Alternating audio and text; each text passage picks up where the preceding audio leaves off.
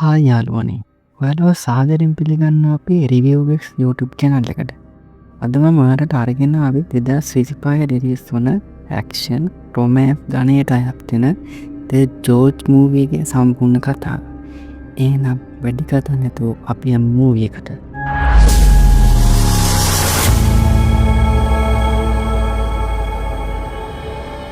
movie එකේ පළවෙනි scene එකෙන් අපිට පෙන්වන්නේ ගුහාවක් ඇතුළට වෙලා තත්මන්දමින් ඉන්න ගෑල්ලෝ මේක. එයා දකිනවා ඈතින් බීමට පාත් කරන ප්ලේන් එකක්. ඒක දකින අය තමන්ගේ ස්නයිපර් එක රෙඩි කරලා ප්ලේන් එකෙන් බහින මිනිහෙක්ට වෙඩි තියලා මරලා දානවා. මූවී එකේ ඊළඟ සීන් එකෙන් පෙන්වන්නේ අපේ කතානායකයා ලීවයි. ලීවයි කියන්නේ හිටපු ස්නයිපර් කෙනෙක්. ඔහුගේ අතීතය නිසා කනස්සල්ලෙන් තමයි ජීවත් වෙන්නේ. ලීවයි මුහුදු වෙරට වෙලා ඉන්නකොට ඔහුට පණිවිඩයක් එනවා. ජූලි 6 පස්වරුවකට පෙන්ඩන්ටන් වලට වාර්තා කරන්න. එතෙන්දි ලීවායිට උසස් හමුදා නිලධාරියෙක් හමු වෙනවා. ඇය ලීවායිට මිෂන් එකක් ලබා දෙනවා. ඊට පස්සේ අපිට පෙන්නනවා මුල්ම සීන් එකේ පෙන්නපු අපේ කතානායිකාව අසනීපෙන් ඉන්න ඇගේ තාත්තව අම්මගේ සෝන් ළඟදී මුණ ගැහෙනවා. තාත්තා දුවට කියනවා මගේ අසනීප දැන් ගොඩක් වැඩි වෙලා.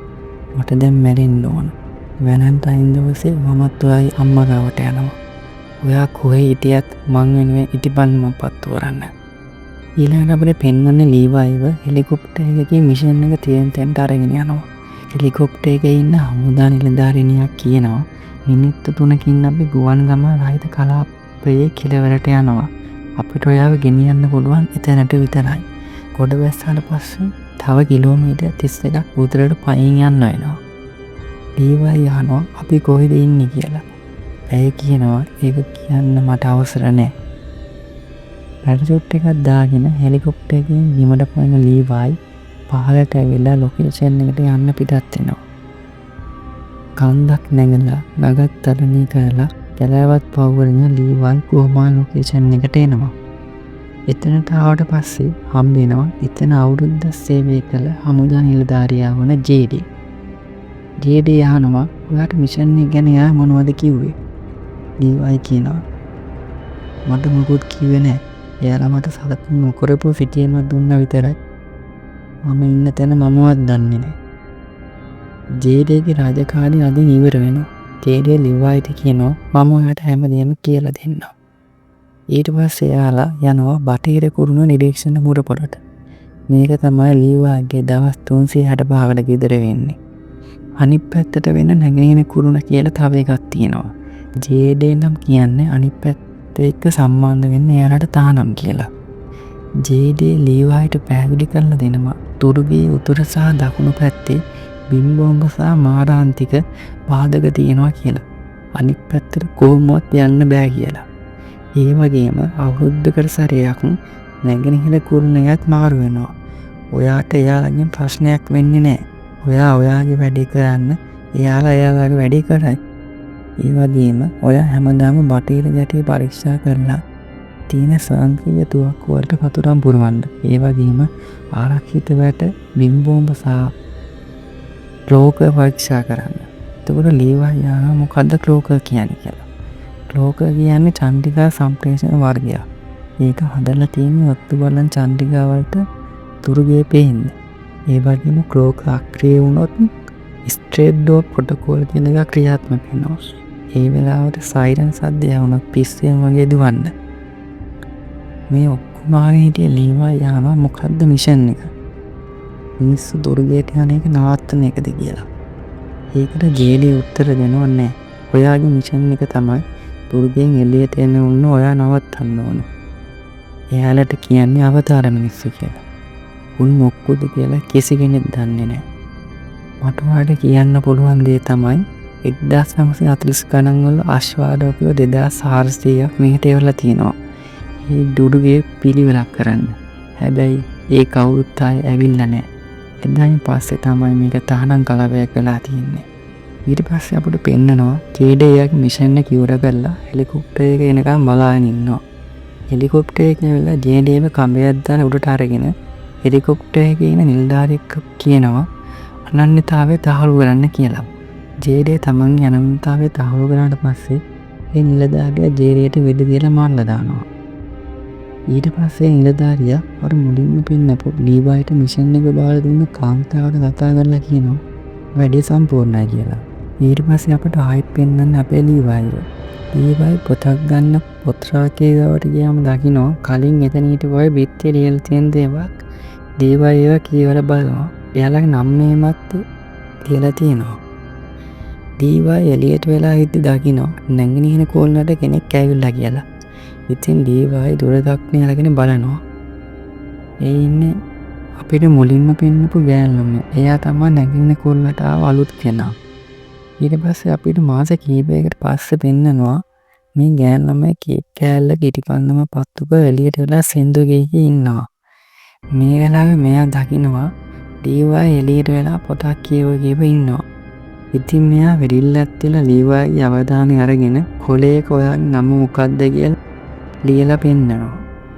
ලීවායි ඒක දුටුදක්ෙන් බලලා ඇතුළට ගිහිල්ලා බෝන් එකක් ගෙනල්ලා ලියලා පෙන්නනවා අපිට කතා කරන්න තහනම් කියලා. ඊට පස්සේ අපේ ගෙන්න ලියලා පෙන්නනවා මගේ නම ඩ්‍රාසා. අද මගේ උපන්දිනේ. ඉතින් මට ඕන දේ මං කරනවා කියලා. ඉතින් අපේ කොල්ලත් පොඩ්ඩක් hina වෙලා ලියනවා මගේ නම ලීවායි. අපි ඔයාගේ උපන්දිනේ වෙනුවෙන් සෞදේපුරම කියලා. ඉතින් මේ දෙන්න සින්දුවක් දාලා නටලා දෙන්නම ස්නයිපර්ස්ලා නිසා ගේම් එකක් කරනවා ඉලක්කයට වෙඩි තියෙන. මේ දේවල් මෙහෙම සිද්ධ වෙද්දී එකපාර සද්දයක් ඇහෙලා දෙන්නම් පාග බලනවා. එතකොට තමයි එයාලා දකින්නේ විකෘති වෙන මිනිස්සු ලීවායි ඉන්න බටේර පැත්තෙන් උඩට එන්න හදනවා කියලා. ඉතින් දෙන්න දෙපැත්තෙන් මේ මිනිස්සුන්ට වෙඩි තියන්න වඩන් ගන්නවා. ලීවායි ස්නයිප් එකෙන් වෙඩි තියද්දී අපේ ඩ්‍රාසා මැෂින් ගන් එකකින් වෙඩි තියනවා. අපේ ඩ්‍රාසා ඉන්න පැත්තට ආව විකෘති කිව්ව නිසා අපේ ඩ්‍රාසාට තුවාලත් වෙනවා. හැබැයි දෙන්න කොහොමාරි වැඩි ගොඩ දාගන්නවා. දෙන්නට දැන් තමයි හරියටම තේරුම් යන්නේ මොකක්ද එයාලගේ මිෂන් එක කියලා.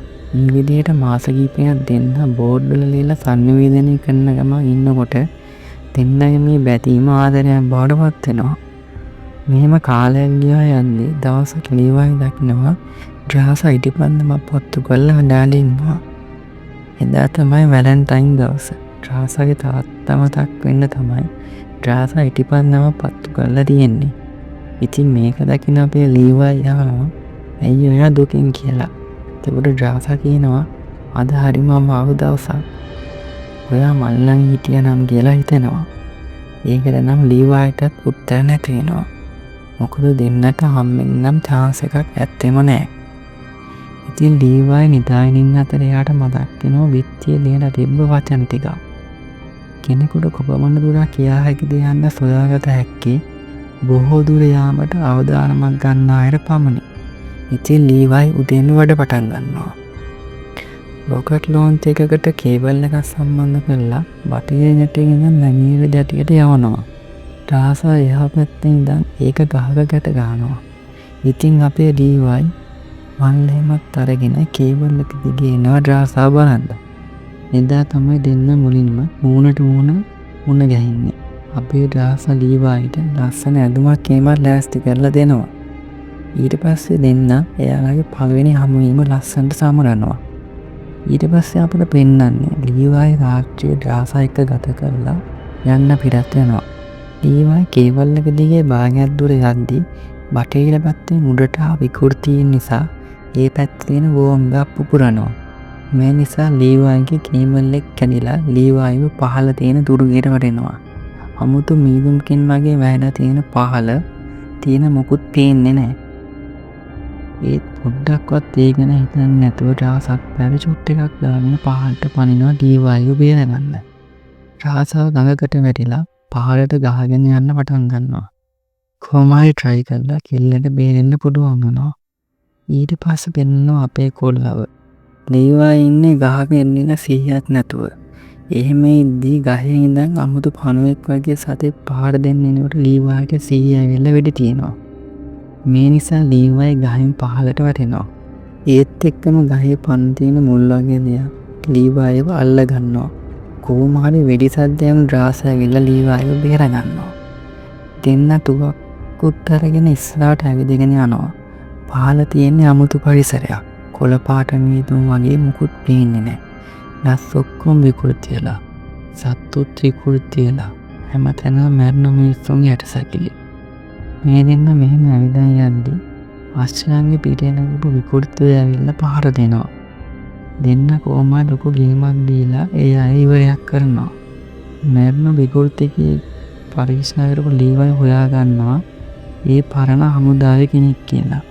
මේ ඇස්ස ඩ්‍රාසා කේබල් එකෙන් උඩට නගින්න ගෙනා උපකරණයක් නැති කරගෙන. මේ නිසා දෙන්නට දැන් උඩට යන්න විදිහක් නැහැ. ඉතින් මේ දෙන්න දිගටම ඇවිදින්න තීරණය කරනවා. ඉස්සරහට යද්දි මෙයාලා දකිනවා පොළොව ඉරිතැරිලා තියෙනවා හයිට භූමිකම්පාවක් කළා වගේ. ඊළඟට මෙයාලා පරණ පල්ලයකට ඇතුළු වෙනවා.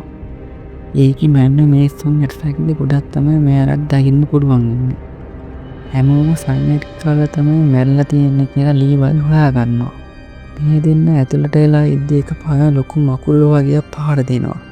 උන්ව ඉවරයක් කරද්දිම තයින් වැටෙන මිනිහට ගුණායන්න වගේ විකෘති වෙන මිනිස්සු මෙයාලට ඇටැක් කරනවා. කොහොම හරි දෙන්න හොඳ ෆයිට් එකක් දීලා පල්ලේ බිත්තිය පුපුරවලා එළියට පැන ගන්නවා. ඊට පස්සේ මෙයාලා ඇවිදන් යද්දි පරණ විද්‍යාගාරයක් දැකලා ඒකට ඇතුළු වෙනවා. ඒකෙදි පරණ ටේප් එකක් හම්බෙනවා. ඒකේ තියෙන විදිහට 1946 ජූලි නැගෙනහිර සහ බටහිර ජාතීන් දෙකේම අතිශය රහස් සංවිධානයක් විසින් තමයි මේ තැන හදලා තියෙන්නේ. මේ තැන රසායනික මිසයිල් හදපු තැන. හදිසියේ ඇති වුණ භූමිකම්පාවක් නිසා මෙතනට හානි වෙලා තියෙනවා. ඒ නිසා පිටුම විස නිසා DNA විකෘති වෙලා තමයි මේ ශාක සත්තු සහ මනුෂ්‍යයන් විවෘත වෙලා තියෙන්නේ. නමුත් මේ විකෘතිය සිද්ධ වෙන්න නම් දවස් ගාණක් මේකට නිරාවරණය වෙන්න ඕනේ. ඒ නිසා ඉක්මනින් මෙතනින් එළියට යන්න පුළුවන් වුණොත් ලීවායට ඩ්‍රාසට බේරෙන්න පුළුවන්. මෙයාලා ඉක්මනින් යන්න හදන දකින්න පරිගණකයක්. 1940 කරන්න පරිගණකයක් තිබ්බේ නැහැ. ඒ නිසා එයාලා ඒක පරීක්ෂා කරලා බලනවා. ඒක පරීක්ෂා කරලා දැනගන්නවා මේ දෙන්න මේ සේවය කරන්නේ රජයේ හමුදාවට නෙවෙයි ඩාර්ක් ලේක් කියලා නීති විරෝධී හමුදා කණ්ඩායමකට කියලා. එයාලා කරන්නේ මේ දුර්ගයේ ජාන එකතු කරලා සුපර් සෝල්ජර්ස්ලා හදන එක. එතකොට තමයි මෙයාලා හැම රහසක්ම දැනගන්නේ. ඊට පස්සේ දෙන්න මෙලියට ඇවිල්ලා ජැතිගාවට යන්න හදනකොට අශ්වාරෝහකයෙක් ඇවිල්ලා ට්‍රාසර් ඇදගෙන යනවා. ලීවයි ඒ පස්සෙන් ගියත් ලීවයි ට්‍රාසා මං ඇරෙනවා. ඊළඟ සීන් එකේ පෙන්නනවා ට්‍රාසාව එල්ලලා තියෙනවා. විකෘතිමිය ට්‍රාසර් පහර දෙන්න හදනකොටම ට්‍රාසා ගැට ගහපුව ලිහාගෙන විකෘතියට පහර දෙනවා. හැබැයි ට්‍රාසාට ආයෙත් විකෘතිය පහර දීලා මරන්න හදද්දිම ලීවයි ඇවිල්ලා විකෘතිය ඉවරයක් කරලා ට්‍රාසාව බේර ගන්නවා. මේ මරුණ විකෘතිය ඇඳුම ලියලා තියෙන නම දකින ලීවයිට මතක් වෙනවා ඒ කලින් බටගෙන කුරුණ ලීවයි වගේම හිටපු සොල්දාදුවෙක් කියලා. එතනින් එයාලා තේරුම් ගන්නවා එයාලගේ මිෂන් එක ඉවර කළා එයාට පණ පිටින්න යන්න වෙන්නේ නැහැ කියලා. ඊට පස්සේ කොහොම හරි මෙයාලා එළියට යද්දි දකින්නවා විකෘති වීම ආරම්භ වුණ තැන. එතන මිනිස්සු ගොඩක් විකෘති වෙලා ජාලයක් වගේ හැදිච්ච ලොකු ශාකයක් විදියට තියෙනවා. මේ දෙන්න සද්ද නොකර එතනින් යන්න හැදුවත් යන්න වෙන්නේ නැහැ. ඒකේ අතෝරින් මෙයාලා අල්ලන්න හදනකොටම ඩ්‍රාසා පිටිත් තියෙන නිසා ඒ තැන ගිනි ගන්නවා. මේ නිසා දෙන්නටම බේරිලා එන්න පුළුවන් වෙනවා. මෙයාලා එළියට ඇවිල්ලා හොයාගන්නවා පරණ ජීප් එකක්. ඒකේ තියෙන වින්ච් එක පාවිච්චි කරලා ලීවයි වැටෙද්දී කැඩුන කඳේ ඉතිරි කෑල්ල වින්ච් එකට හයි කරලා වාහනේ එක්කම උඩට යන්න හිතාගෙන මෙයාලා ජැටියේ උඩට යනවා. දෙන්න කොහොම හරි වාහනේ වින්ච් එකට කේබල් එක සම්බන්ධ කරලා උඩට යද්දී විකෘතිකව පහර දෙනවා. කොහොම හරි ලොකු ගේමක් දීලා විකෘතිකව ඔක්කොම ඉවරයක් කරලා දෙන්නටම උඩට යන්න පුළුවන් වෙනවා. ඊට පස්සේ අපිට පෙන්නනවා දෙන්න කතා වෙනවා මේ තැන විනාශ කරලා දාන්න. මේ අතර රේඩියෝ එක මගින් ලීවයිට මිෂන් එක මාර දුන්න කාන්තාව කතා කරලා අහනවා ලීවයි ඔයා දුර්ගයට ගියාද? අපේ පරිගණකයක් කවල් ඔන් කරලා තියෙනවා. ලීවයි ඒකට නෑ කියලා කියනවා. ඊට පස්සේ කාන්තාව අහනවා නැගෙනහිර ජැතියේ ඉන්න කෙනාව දැක්කද? ඒකටත් නෑ කියලා ලීවයි කිව්ව මේ කාන්තාව කියනවා එහෙනම් දුර්ගයට යන්න ඇති නැගෙනහිර යටේ ඉන්න කෙනා වෙන්න ඇති. එයා ඉවරයක් කරන්න කියලා. ලීවායි ඒකට හා කියලා රේඩුවේ කට් කරනවා. ඒ වෙලාව අපට පෙන්නනවා ලීවායි එක්ක ඩ්‍රාසා පහළදී ඉන්න ෆොටෝ එක දිහා බලාගෙන තමයි රේඩුවේ එකෙන් මේ කාන්තාව ලීවායිට කතා කරේ කියලා. ඊට පස්සේ කාන්තාව එයාලා යාමිකත් එක්ක එනවා දුර්ගයට අපේ ඩ්‍රාසාවයි ලීවායිවත් ඉවරයක් කරන්න. මේ අතර ලීවායි එක්ක එකතු වෙලා ඩ්‍රාසා ක්ලෝකර්ටේ විනාශ කරන්න ප්ලෑන් කරනවා. ඔයාලට මතක ඇති ජේඩේ කිව්වා ක්ලෝකර්ස් විනාශ වුණොත් ස්ට්‍රේට් ඩොග් ප්‍රොටෝකෝල් එක ඇක්ටිව් වෙලා මේ දුර්ගය විනාශ වෙනවා කියලා. ඒක තමයි මේ දෙන දැන් කරන්න යන්නේ. මේ අතර අර කාන්තාව එයාගේ යාමයකට තමයි හෙලිකොප්ටරකින් එද්දි ලීවායි එක්ක ඩ්‍රාසා දුවන්න ගන්නවා. බටහිර ගොන්නට ඒ කාන්තාව වෙනකොට ලීවායි නෑ කියලා දැනගන්නවා. ඒත් එක්කම ලීවායි ඩ්‍රාසා දෙන්න ක්ලෝකර්ස් විනාශ කරනවා. මේ නිසා ස්ට්‍රේට් ඩොග් ප්‍රොටෝකෝල් ඇක්ටිව් වෙනවා. විනාඩි දෙකකින් මුළු ප්‍රදේශය විනාශ වෙන්න යද්දී කාන්තාව හෙලිකොප්ටරයකින් පැනගන්න හැදුවත් එයාලා වේගට ආව වෙලා විනාශ වෙලා යනවා. අවසානයේදී ඩ්‍රාසා දුවලා කොහොම හරි බේරෙනවා. නමුත් ලීවායිව විසි වෙලා ගිහිල්ලා ළඟට වැටෙනවා. ඊළඟ කොටසෙන් අපට පෙන්නනවා ඩ්‍රාසා ලීවායි එනකම් බලාගෙන ඉන්නවා. ඩ්‍රාසා අතේ තියෙන ලියුම තියෙනවා හවස් වෙනකොට මම ආවේ නැති වුණොත් ඔයා යන්න කියලා. ඉතින් ලීවායි එන්නේ නැති නිසා ඩ්‍රාසා යන්න යනවා. දවස් කීපයකට පස්සේ අපිට ඩ්‍රාසා පෙන්නනවා හොටෙල් එකේ වැඩ කරනවා. අවසාන සීන් එකේ අපිට පෙන්නනවා ලීවායි හොටෙල් එකේ බෝඩ් එකක් අල්ලගෙන ඉඳගෙන ඉන්නවා. ඉතින් යාළුවනේ කොහොමද මූවි එක? මේක මගේ පළවෙනි රිවිව් එක. ඒ නිසා අඩුපාඩු ගොඩක් ඇති. හොඳ නරක කමෙන්ට් එකක් දාන්න. ඉස්සරහට වැඩි හදාගෙන තව ලස්සන මූවි රිවිව් එකක් අරගෙන එන්න. channel එක subscribe කරලා bell එක click කරලා එකතු වෙලා ඉන්න. ලස්සන මූවි එකකින් ආයෙත් හමු. හැමෝටම සුබ දවසක්.